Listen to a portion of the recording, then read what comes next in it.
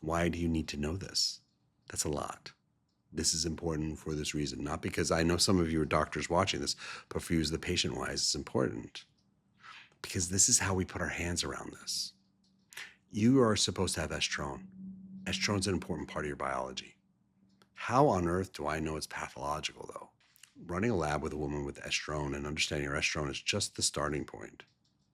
You're supposed to have estrone. The question is estrone occurring in a pro-inflammatory diet, a pro-inflammatory lifestyle? If it is, then that nuclear factor kappa beta pathway is going to be cranked up.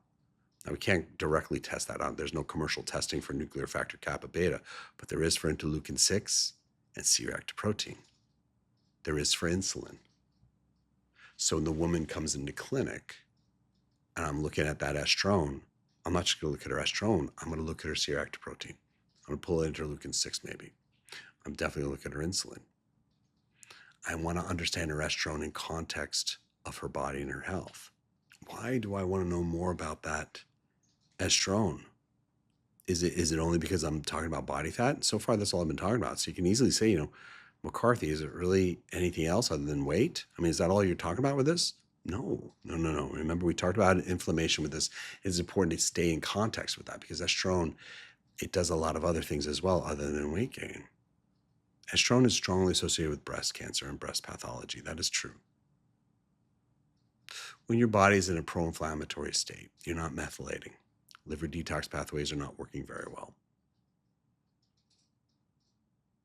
Macronutrition is not good.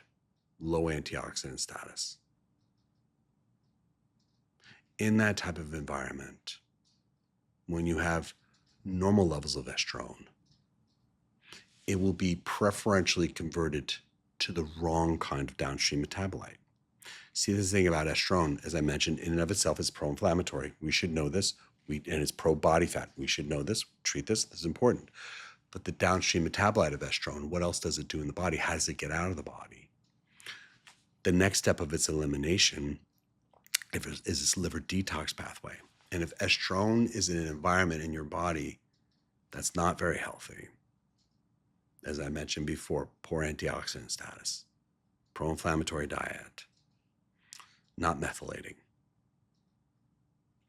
This is the environment where estrone wants to push down to the 16-hydroxyestrone pathway, which is more pro-pathological for breast tissue, pro-proliferative.